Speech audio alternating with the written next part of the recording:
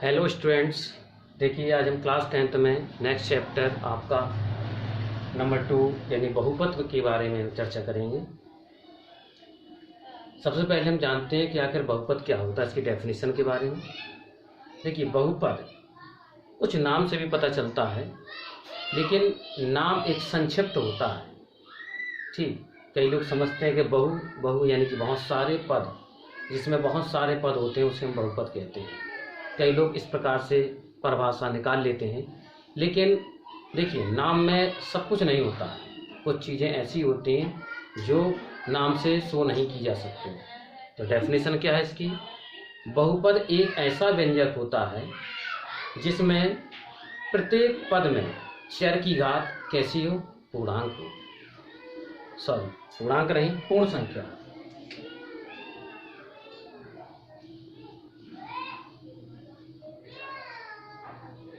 पूर्ण संख्या, राइट। चर की घात है पूर्ण संख्या, मतलब ऐसा एक बीजगणितीय व्यंजक। अब बीजगणितीय व्यंजक की बात क्यों कर रहे हैं? क्योंकि चर उसी में तो होते हैं। चर जानते हैं, चर जैसे एक्स वाई जेड, है ना। चर वो राशियां होती हैं जिनके मान जो है लगातार बदलते रहते हैं। जैसे आपने प्रीवियस क्लास में या कुछ इक्वेशन सॉल्व किए होंगे एक्स वाई में, तो आपने देखा होगा कि एक्स का मान किसी समीकरण में 2 निकलता है, एक्स का मान किसी समीकरण में 3 निकलता है, एक्स का मान किसी समीकरण में 5 निकला। तो ऐसे एक्स के मान, अब चूंकि एक्स तो एक ही होता है ना, लेकिन एक्स के अलग अलग मान प्राप्त हुए, तो एक्स का मान क्या हो रहा है? लगातार बदल रहा है। तो एक्स को क्या कहेंगे हम? चर कहेंगे, ठीक है ना। जो जिसके मान बदलते रहे वो चर, और जिसके मान ना बदले वो अचर, ठीक है ना। इसलिए चर कहाँ होते हैं? बीजगणितीय व्यंजक में। तो ऐसा बीजगणितीय व्यंजक जिसमें प्रत्येक पद में चर की घात कैसी हो? पूर्ण संख्या हो, उसे हम क्या कहते हैं? बहुपद कहते हैं। देखो लिखा हुआ है, ऐसा व्यंजक जिसमें प्रत्येक पद में चर की घात पूर्ण संख्या हो, उसे हम बहुपद कहते हैं। जैसे एग्जाम्पल के तौर पर हम इसे कैसे व्यक्त करेंगे? देखिए,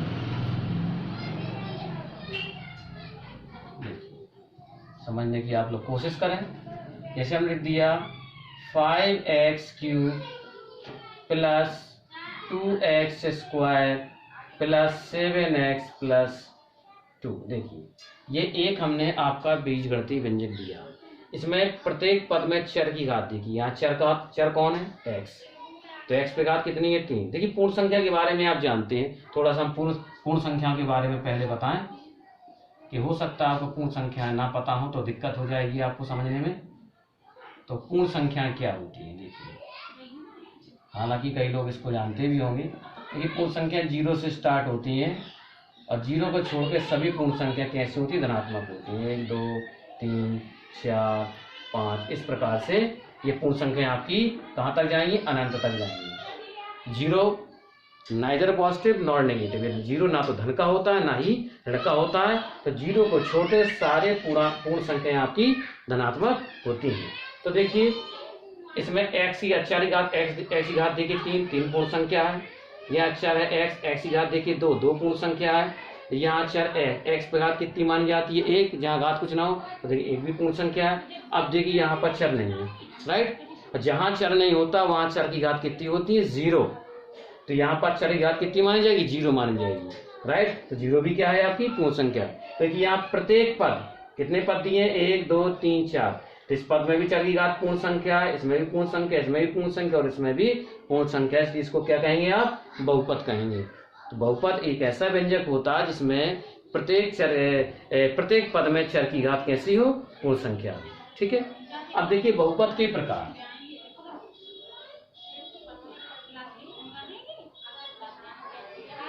बहुपद के प्रकार यानी कि टाइप्स ऑफ पॉलिनोमियल। तो ये बहुपद मेनली मुख्यतः 2 प्रकार का होता है। नंबर 1,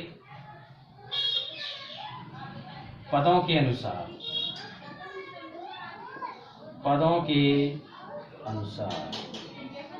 ठीक है। देखिए, पदों के अनुसार कौन कौन से होते हैं? पदों के अनुसार विभिन्न होते हैं।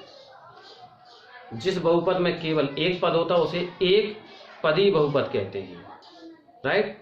जिस बहुपद में 2 पद होते हैं उसे द्विपदी बहुपद कहते हैं, और जिस बहुपद में 3 पद होते हैं उसे पदी बहुपद कहते हैं। इस प्रकार से हो सकते हैं। तो देखिए कुछ हम उदाहरण देते हैं आपको। इसमें पहला क्या बताया हमने, एक पदीय बहुपद, ठीक है ना। एक पदीय बहुपद का उदाहरण कौन सा है आपका, जैसे आपने लिख दिया 4x, ठीक है ना। तो 4x क्या होगा, एक पद होगा, ठीक है ना। अब ये समझ रहे होंगे, ये ना समझे कि 4 एक पद होगा और x दूसरा पद हो तो ये दो पद हो गए, क्योंकि गुणा में चाहे जितनी संख्याओं का गुणा कर दें, गुणा में एक ही पद गिना जाता है। गुणा और भाग में पद सेपरेट कब होते हैं, सेपरेट मीन्स अलग अलग, अलग अलग प्लस और माइनस यानी योग और अंतर में, जोड़ और घटाने में पद अलग अलग माने जाते हैं, लेकिन गुणा और भाग में पद एक ही माना जाता है। तो 4 और x का गुणा, इसलिए एक पद माना जाएगा, तो ये कहलाएगा एक पदीय बहुपद। इसी प्रकार दूसरा है, देखिए द्विपदीय बहुपद। द्विपदीय बहुपद मतलब जिसमें दो पद होते हैं उसे द्विपदीय बहुपद कहते हैं। तो जैसे हम लिखते हैं, जैसे लिख दिया हमने 7x स्क्वायर प्लस 3। तो देखिए 7 और x स्क्वायर का गुणा तो ये एक पद में गिना जाएगा, और प्लस लग गया तो ये दूसरा पद में गिना जाएगा। तो कितने पद हो गए, एक और एक, दो पद हो गए आपके, इसलिए क्या कहेंगे, द्विपदीय बहुपद कहेंगे। इसी प्रकार अगर 3 पद है तो वो त्रिपदी कहलाएगा, 4 पद है चतुर्थपदी कहलाएगा। इस प्रकार से आपकी संख्या बहुपदों की बढ़ती जाएगी, राइट। अब बात करते हैं सेकंड प्रकार की। ये तो पहला प्रकार था। दूसरा प्रकार आता है आपका, देखो ये पदों के अनुसार था, अब बात करते हैं हम घातों के अनुसार। इसके अनुसार, घातों के अनुसार, घातों के अनुसार पद कौन कौन से होते हैं। सबसे पहला इसमें आता है रैखिक बहुपद। रैखिक बहुपद यानी कि लीनियर पॉलिनोमियल, समझे। जिस बहुपद में अधिकतम घात 1 हो, जिस बहुपद की सबसे बड़ी घात 1 हो, उसे कहते हैं रैखिक बहुपद, ठीक है ना। तो जैसे आपका क्या है, जैसे हम आपको कोशिश करते हैं समझाने की एक एग्जाम्पल के थ्रू। जैसे आपका लिखा हुआ है, जैसे लिखा हुआ है 7x प्लस 5। देखो यहाँ पर चर है x की घात कितनी मानी जाएगी, 1। यहाँ चर है नहीं, तो अभी बताया था जहाँ चर नहीं होता वहां पर घात कितनी होती है, 0। यहाँ पर घात कितनी, 0। तो यहाँ चर की घात 0, यहाँ चर की घात कितनी, 1। तो सबसे बड़ी घात कितनी हुई, चर की 1। सबसे बड़ी घात कितनी हुई, चर की 1। तो इसे क्या कहेंगे आप, रैखिक बहुपद कहेंगे। तो रैखिक बहुपद वह बहुपद होता है जिसमें, या कह लीजिए जिसकी सबसे बड़ी घात 1 होती है, जिसकी सबसे बड़ी घात 1 होती है, इसे क्या कहते हैं, रैखिक बहुपद। नंबर 2 द्विघात बहुपद।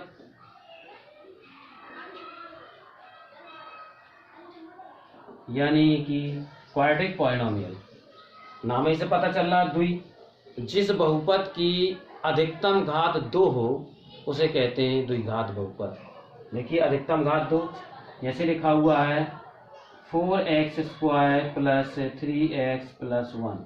देखिए यहाँ पर घात चर की कितनी है, 2। यहाँ चर की घात 1, यहाँ चर नहीं है तो यहाँ पर घात 0। तो सबसे बड़ी घात कितनी हुई, 2, इसलिए कहेंगे द्विघात बहुपद, राइट। इसी प्रकार से और भी होंगे, जिसमें सबसे बड़ी घात 3 होगी बहुपद में, उसे त्रिघात बहुपद कहेंगे। जिसमें 4 घात होगी तो चतुर्थघातीय बहुपद कहेंगे। इसी प्रकार से घातों के अनुसार बहुपद आपके बढ़ते जाएंगे। तो इसमें डिफरेंस याद रखिए थोड़ा सा, जब पदों के अनुसार होगा तो जब पद मायने रखेंगे कि कितने पद हैं, घातें मायने नहीं रखेंगे। देखिए हमें पद से मतलब है 1 और 2, यहाँ घात से तो मतलब नहीं कि 2 थी कि 3 थी। जब पद की बात करेंगे तो यहाँ घातों से मतलब नहीं होगा, राइट। और जब यहाँ घातों से बात करेंगे तो पद से मतलब नहीं होगा, पद कितने। देखिए हमें तो ये देखना था द्विघात बहुपद में जैसे कि घात 2 है कि नहीं है, अब पद कितने हैं। अब देखिए जैसे हमने लिख दिया केवल 4x स्क्वायर लिख दिया होता तो तब भी द्विघात बहुपद कहलाता है ना। देखो 3 पद है कि 1 पद है कि 2 पद है कि कितने पद, उससे मतलब नहीं है, हमें मतलब है घातों से, ठीक है ना।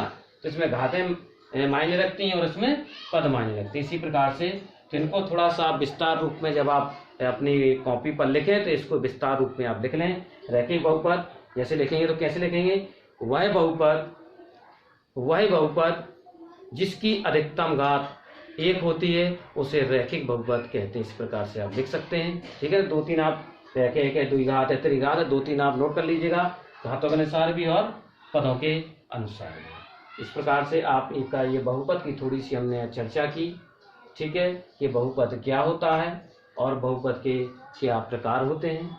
ठीक है, देखिए एक बहुपद और है, वो भी जान लें आप, शून्य बहुपद। शून्य बहुपद, देखिए शून्य बहुपद यानी कि जीरो पॉलिनोमियल, ऐसा बहुपद या कह लीजिए वह बहुपद जिसमें प्रत्येक पद का गुणांक जो होता है या प्रत्येक पद में चर का गुणांक 0 होता है। वह बहुपद जिसमें प्रत्येक पद के चर का गुणांक कैसा हो, 0 हो, उसे कहेंगे शून्य बहुपद।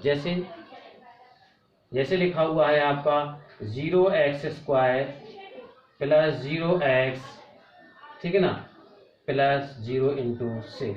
देखिए इंटू है, ये दशमलव ना समझे आप, देखिए हम गुणांक लगा देते हैं। तो देखिए इस पद में देखिए गुणांक किसके लिए जाएंगे, गुणांक चर राशियों के लिए जाएंगे।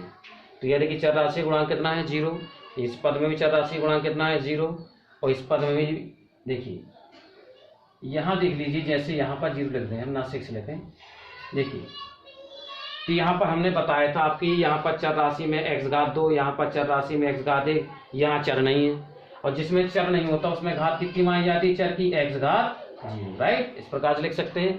तो देखिए यहाँ भी चर का गुणांक कितना है, 0, यहाँ भी चर का गुणांक 0, यहाँ भी चर का गुणांक कितना है, 0। इसलिए इसको क्या कहेंगे, शून्य बहुपद कहते हैं। अब इसको सॉल्व भी करना चाहते, 0 गुणा इसमें करेंगे 0 आएगा, इसका गुणा 0 0, इसका भी 0, तो टोटल 0 ऐड करें तो कितना आएगा, टोटल 0 आएगा। ठीक है ना, यानी कि शून्य ही शून्य बहुपद आपका हो जाता है। ठीक है ना, तो शून्य बहुपद कैसे कहेंगे आप, ऐसा बहुपद जिसमें प्रत्येक पद के गुणांक कैसे हो, शून्य हो, उसे हम शून्य बहुपद कहते हैं, राइट।